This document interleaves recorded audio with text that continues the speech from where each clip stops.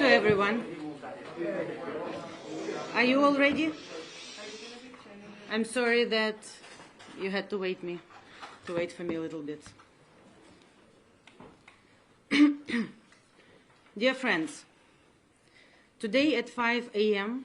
Kiev time, the armed forces of Russian Federation launched a war against Ukraine. For the past 13 hours, my country is fighting simultaneous attacks from the east, south, north, and from the air. The Russian armed forces began to bomb the infrastructure on the territory of Ukraine, our airports, warehouses, facilities, and also civilian infrastructure.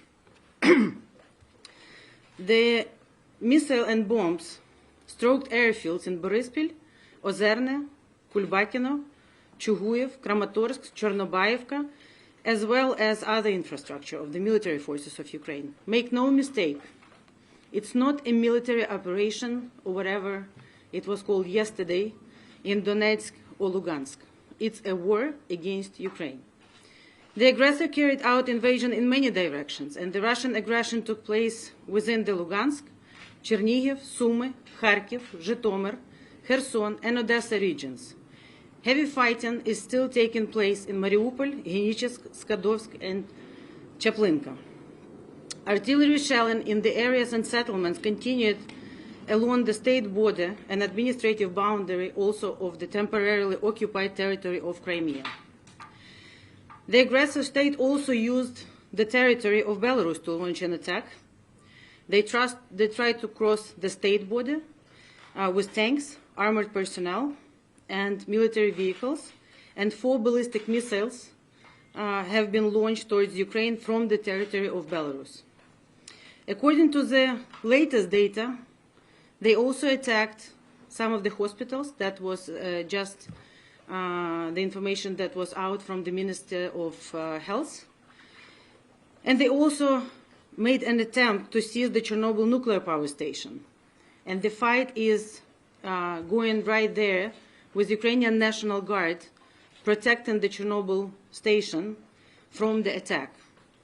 So for the first time since Chernobyl nuclear disaster, after which Ukraine has been protected together with our European and American friends and allies, all the world from another nuclear disaster, we have to defend it again from the Russian forces. Now, Ukraine has activated our right to self-defense in accordance with international law. The combat spirit of Ukrainian military is high. We are fighting. We will be fighting. We, not only our brave and motivated military, but all Ukrainians. We are protecting our home, and we will not stop. The President also speaks to all the leaders and all the leaders of the free world, and we call for everyone to form the anti-Putin coalition to stop Mr. Putin and stop this attack on Ukraine. We're very thankful to President Biden for the immediate statement, which came minutes after Putin's decision to go on this offensive. And we're also thankful to all other allies, to the European allies, to Great Britain, to President Macron, to Prime Minister Johnson, who issued statements in support of Ukraine's sovereignty and territorial integrity. Ukraine already has severed diplomatic relations with Russia. We call on all of our friends and allies to do the same. We also call on international organizations to consider excluding Russia from membership for flagrant violations of international law. Now, we value all the support. We hear all the support.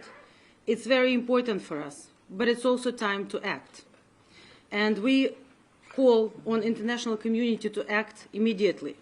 Only our united steps can stop Vladimir Putin and Russian Federation from this attack on Ukraine, from this war, but also from attacking anyone else in the free world. So our partners should immediately enact a package of new sanctions, and we really hope these devastating sanctions will be appropriate for this moment, and Russia will clearly feel that they cannot wage war on an independent sovereign country, because the future of the world order depends on this. So what we ask all of our partners and friends to do now, first, massive sanctions for what Russia did to us in 2014, did to us for the past 8 years, and does now as they waged a full-scale war against Ukraine. Second, all the help our friends and allies can provide us with regard to the defensive capabilities. Our military and every Ukrainian is ready to defend our country. We need help in order to be able to defend our country. And third, humanitarian assistance, because the damages that Russia is inflicting on Ukraine right now are large, and of course the day-to-day life of ordinary people is at risk and is disrupted greatly. Now I would want to finish my statement on saying that just before I came here, we got information from our chief commander that one of the platoons of the 74th Motorized Brigade from Kemerovska Oblast surrendered, also noting that they didn't know that they were brought to Ukraine to kill Ukrainians, that they thought they were doing something else there. Again, Ukraine is defending our home. We will defend our home, and it's time for all free and democratic nations who value the principles and the territorial integrity and the right of any country for peace to stand together with us, but not only stand together with us, act together with us to stop the war in Europe. Thank you very much, and I would be happy to answer questions.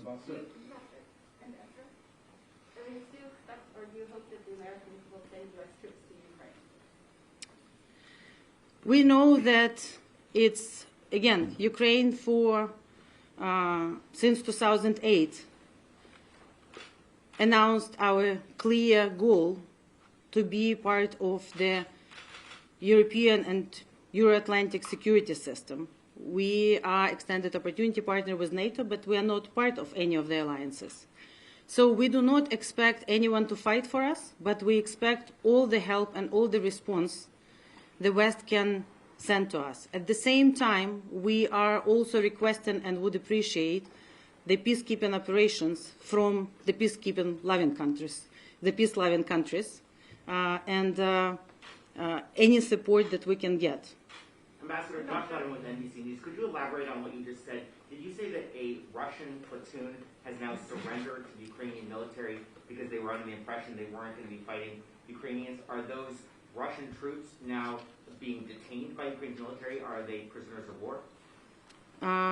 That's the information that we have received from, and it's official announcement from the our commander, chief commander of the armed forces, that yes, they have surrendered. Do you know how many? And platoon. So I don't know the exact number, but you know. Madam Ambassador, Olivia Gazis with CBS News. Intelligence indicates that the Russians have lists. They intend to decapitate the Ukrainian government, and they have lists of targeted individuals that they could assassinate or send to camps. First, is President Zelensky going to stay in Kyiv at this moment? And second, what is the government doing to protect those people that they know the Russians have identified as targets?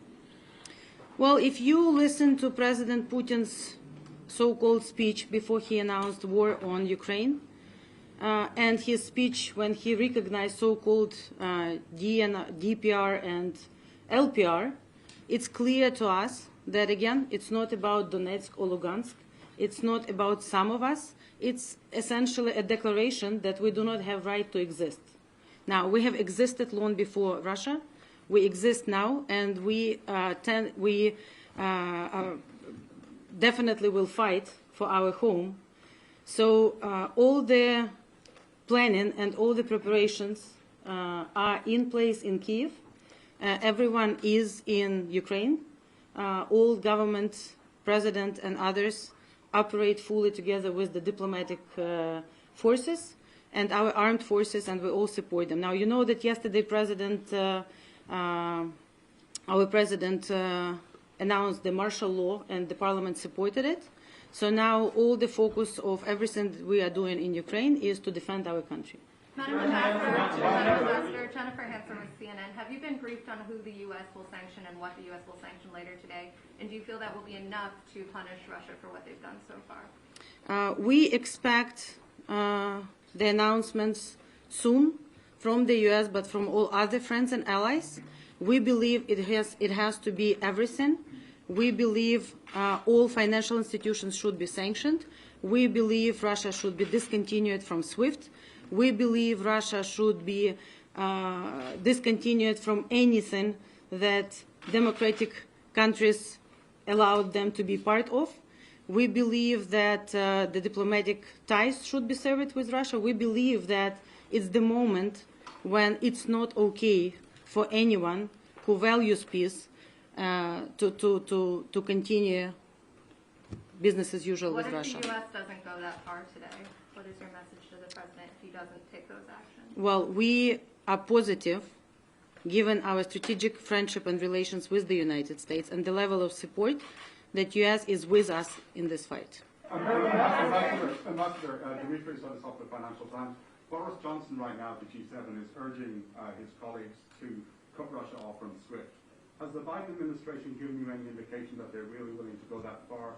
And secondly, could you give us an update on what is the military situation around Kyiv at the moment in terms of how close the Russians are, what they're doing, and how far into the city they may be getting? On the first question, again, we're talking to all of our friends and allies, and especially with the United States, on the sanctions. And we're in close consultations, and we are looking forward to the announcement, which hopefully will be soon, and that the sanctions will be devastating. And now, yes, we believe and we strongly ask everyone to support the discontinuation of SWIFT, disconnecting Russia from SWIFT. On the second question on Kyiv, there is a public information from the chief commander that there has been attacks around Kyiv. I mean, Kyiv is fully in control. But yes, we do have, and we have also captured some of the, and two, I believe, if I'm not mistaken, as of now, helicopters has been shot. The Russian helicopters just outside of Kyiv. There is an ongoing fight in Hostomel airport. This is a civilian airport, by the way, that has been attacked also by Russians. But so the situation is very tense. The attack is ongoing in many areas, and we need all the support, all the additional support we can get from our friends and allies, especially with the defensive anti-air supplies. Missy Ryan from the Washington Post. Are you aware of any new or specific plans by Russia to cripple or decapitate the Ukrainian government, and what is the Ukrainian government doing in order to ensure it can continue governing the country? Well, I can tell you about our plans. We intend to protect our country. We intend to continue fighting, and we intend to protect all the branches of power that we need to be operational in order to effectively defend our country. So I cannot tell you what is in Mr. Putin's mind, because I think until yesterday, even though we knew that there were preparations and even though this escalation started in April 2021, I don't think any normal person would believe that something like this, to this magnitude, will actually be carried out in the 21st century against independent country. So I don't know what the plans are, but I want to assure you that whatever those plans are, we will resist and we will fight and we will defend our country. Yes. Liz Landers with Vice News. You talked about the humanitarian assistance that you are asking for right now. Could you speak to the humanitarian crisis that may ensue? Are you telling Ukrainians that they should stay in the country right now, that women and children who are pictured in subway stations taking shelter from bombs and explosions, should people stay in Ukraine, or should they leave and go into other nearby countries in Europe right now? We are doing everything that we can under these circumstances to defend our people. we ask people to be prepared, to stay calm, and we ask people to take shelter and act according to all the rules that have been in place in Kiev, so in Ukraine. Again, as we do not know what is going to happen in the next hours, the main focus now for all of us should be how to stop this attack. It's not Ukraine that is adding to the risk of the situation. Russia is the only country that is solely responsible for what is going on. They have attacked us. They have put our civilians at risk right now, and we're doing everything possible to save every life in Ukraine, but also we're doing everything possible to defend our country. So again, as we have the right of self-defense, our chief commander also gave an order to do the maximum possible damage to the enemy as they are on our territory attacking us. Ambassador, Can you give us an update? Is there a refugee situation right now, and are there estimates, are there numbers of how bad it may possibly get? Well, of course, we know that we are trying to help all the people, especially in the areas where the largest combat is. So we're trying to assist the evacuation, especially for children and women, for the civilians, relocating them inside the country and helping in any way possible. And all the Ukrainian services that are activated also by the introduction of the marshal or are working day and night to assist all of them. But, you know, the main goal right now is to defend the country. The main goal is to stop the aggression.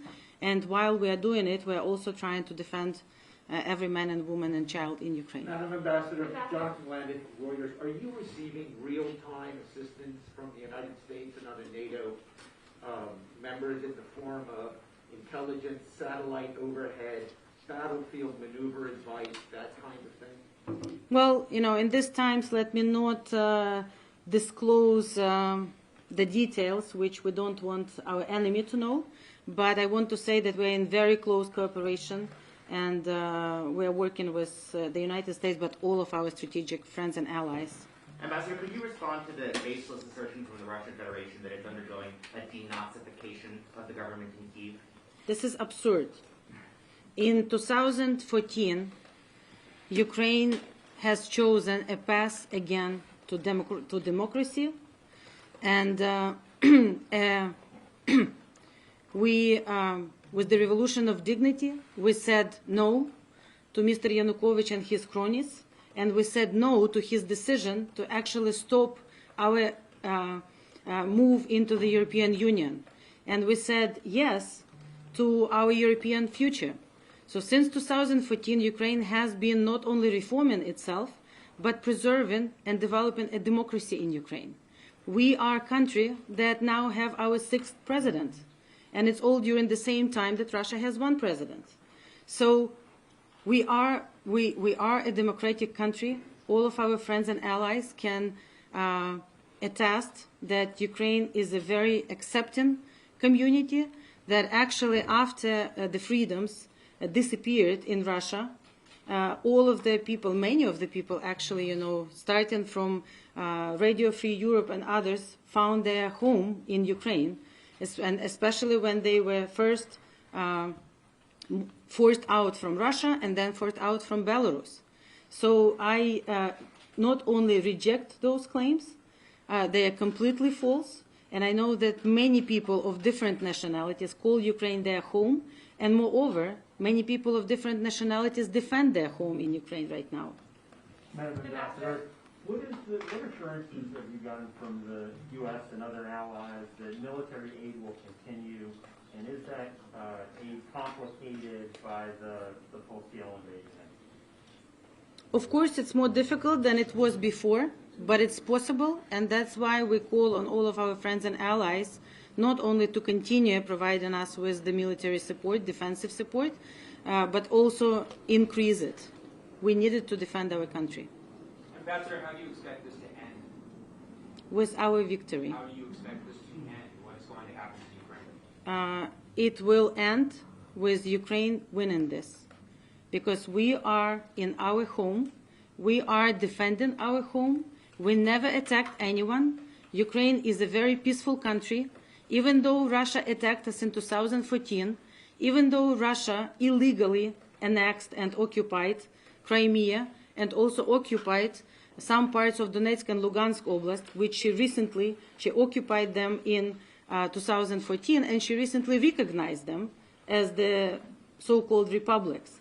Even though we have all the legal rights to our Crimea and our Donetsk and Lugansk, we never attempted and never had, never started and never intended to return them by military means. And we never planned any advances, military advances there. We always focused only on the diplomatic and political diplomatic solutions. That's why we were so set on making all of the formats, whether we like them or not, but Normandy, Minsk Accords, and all others, we worked day and night in order to find a diplomatic solution. And I would like to remind you that last year, Ukraine has started a Crimean platform, which the inaugural meeting of that Crimea platform was convened when Ukraine celebrated our 30th anniversary of independence in Kiev, and 46 countries actually joined the Crimea platform. And that was a venue and plan how we were going, again, through only peaceful diplomatic measures to restore the territorial integrity of Ukraine. So just to answer this, you know, we were peaceful, we never attacked anyone. It's Russia that attacked us totally unprovoked, and it's a gross violation of international law. Thank you. Ambassador, where is President Zelensky? Is he still in Ukraine? Of course. Our president is in Ukraine, and he leads our nation as we now defend our home. In Kyiv? I will not answer this question, but of course he is in Ukraine. There were estimates, Madam Ambassador, that the capital could fall between 48 and 72 hours after a full-scale Russian invasion. Are you confident the capital can hold? Well, I am positive that we will be able to defend our country if all of our friends and allies will act together with us now. Act on sanctions, act on additional support, and act on all of the assistance that our friends and allies can provide us with. We will defend our country, and we will resist. Madam Ambassador, do you think if the U.S. had imposed stronger sanctions earlier, it could have deterred Putin? Well, we are where we are, right? So let's focus on the sanctions that the United States and other countries will impose right now. This is what matters. I think, you know, the message we all together and the acts, the actual deeds that we all together will do now is what matters. Madam Ambassador? Courtney Bragg from Wall Street Journal. You mentioned the two Russian helicopters that had been shot down, and you mentioned the platoon that has reportedly surrendered. Can you give us an idea of whether or the level of casualties on the Ukrainian side? Yes, we have. Let me see what I have. The up-to-date information. Maybe my general has. My information is not really up-to-date here. I know that as of this morning, we had 40 Ukrainian servicemen and dozens of civilians killed. And we had several dozens of Ukrainians also wounded. But again, you know, I do not have the up-to-date information right now.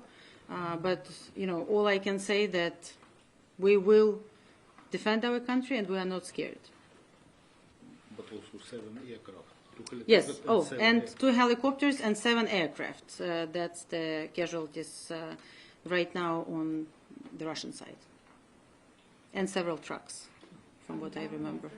Yes. President Biden is expected to address the nation soon. Is there anything specific you want to hear from him, for you, for the Ukrainian people in this moment?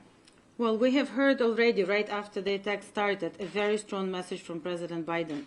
He reacted right away. So right now we are working together, and we are looking forward to the statements of the actions that we will all take together in sanctions, in additional support, and in everything else. So we look forward to the statement. And again, we would like to ask all of our friends and allies right now to act together with Ukraine and to help us to defend ourselves. Thank you. Thank you very much, and I would be happy to see you again or send you more information as situation evolves. Please pray for Ukraine. We all pray for Ukraine, but we also demand justice for our country. Thank you. Thank you. Just to clarify, the 2 helicopters and 7 aircraft, those are, did you say they were Russian? Yes. Yes. Thank you. Thank you very much. Thank you.